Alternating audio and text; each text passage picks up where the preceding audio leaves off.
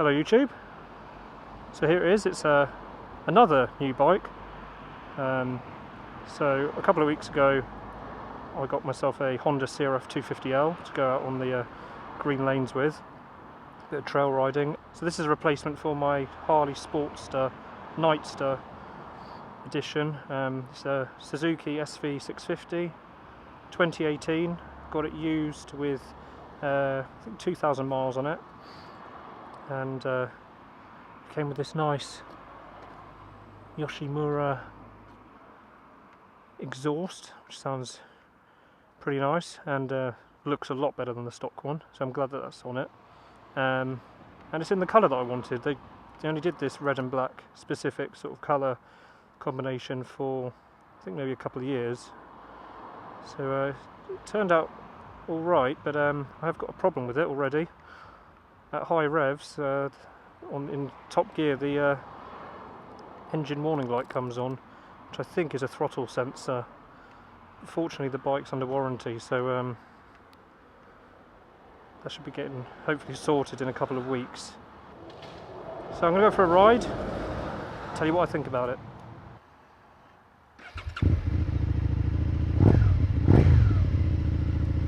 I do like the sound of that exhaust.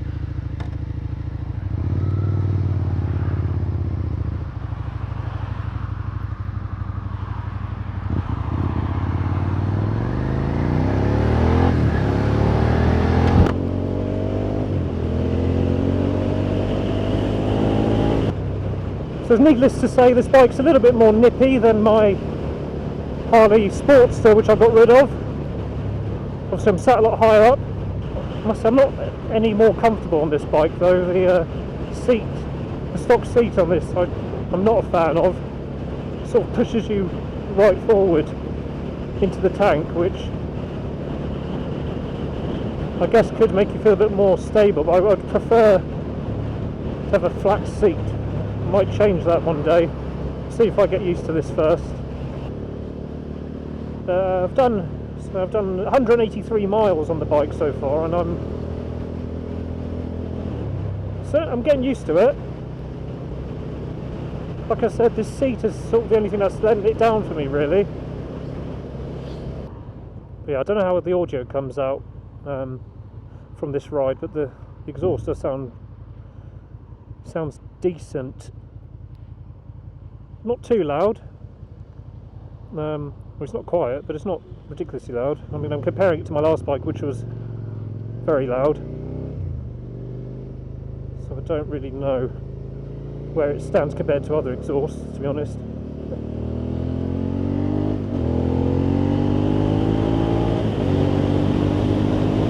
I love the way this bike accelerates though. The power is so smooth. The throttle's definitely, I think the throttle's quite nicely sort of balanced. It's not too snatchy. But you do have the power when you need it. I think that's one of the things that makes this bike so popular, is the engine. It's been around for quite a while. But as a first sort of big bike or middleweight bike, I think it's a popular one for a reason. It's not intimidating, but it certainly is fast enough to have some fun on, and I'm sure you could get into trouble on it, which I don't plan to do, but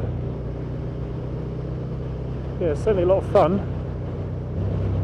What else do I think about this bike? The mirrors seem pretty good, got good visibility.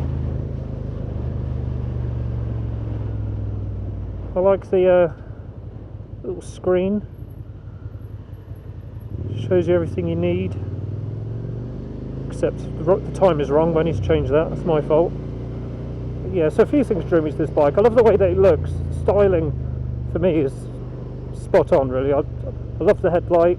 Like I said, I really like this colour combination.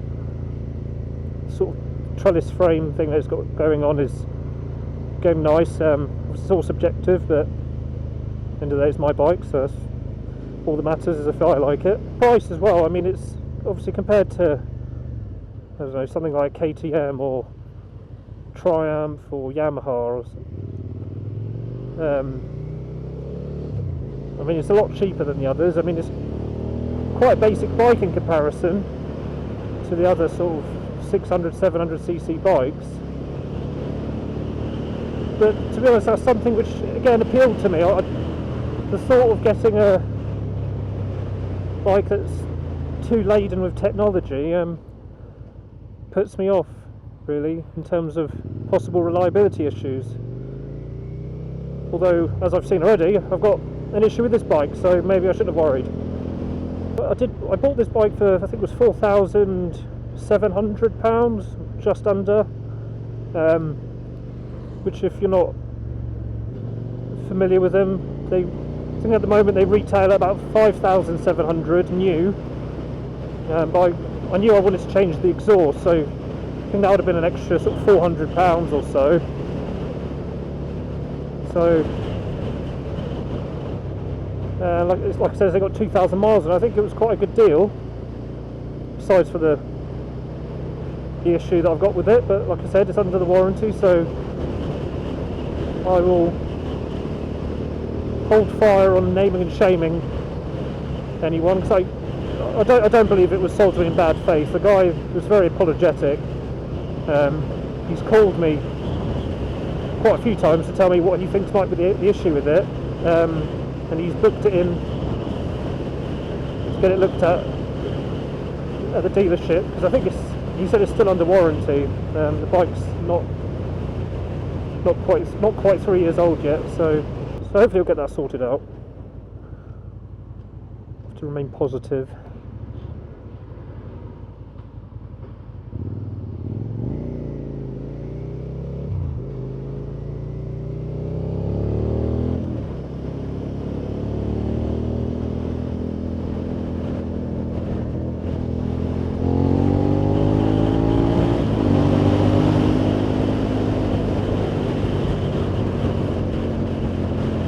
Yeah, I wouldn't have been doing that on my Harley Davidson. Got all the overtaking power I need really on this bike. Another thing I like about this bike is looking down at the display I've got here, it's telling me my average fuel consumption, 66.9 miles per gallon, which again, compared to my Harley Davidson, I think is probably a bit better. Not that it told me what my fuel consumption was when riding that bike. It didn't have a fuel gauge, didn't have same sort of trip meter and things that it's got on here. But so I mean, that's good. I mean, I've been riding it just, you know, I haven't been trying to ride particularly conservatively. I've just been riding how I want to ride. Yeah, the range out this tank's pretty good. I think I refueled at about 185 miles or so. I probably could have got a bit more out of it. But I didn't want to take my chances. So I reckon, you know, if you ride it sensibly, you're going to get at least 200 miles out of a tank, which is good.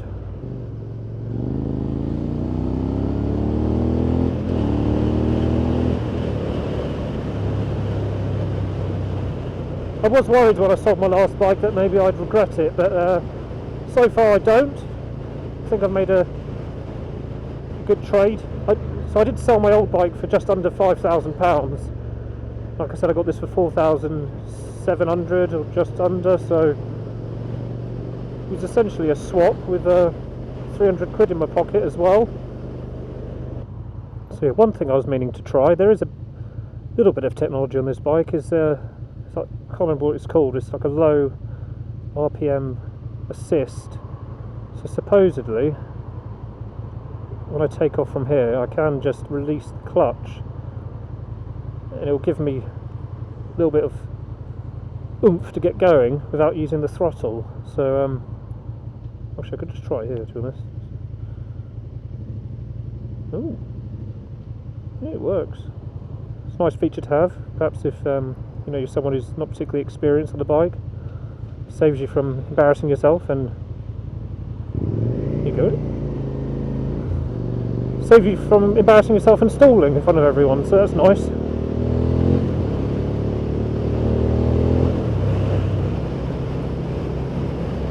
So I think I'm going to call it a day for the video. It's just a quick one to share my first thoughts on the SV650. Obviously I plan to get out and ride a lot and make some more videos. So there'll be more coming soon. So if you want to see more videos on the SV650, feel free to subscribe, greatly appreciated. And I'll see you next time in the next video.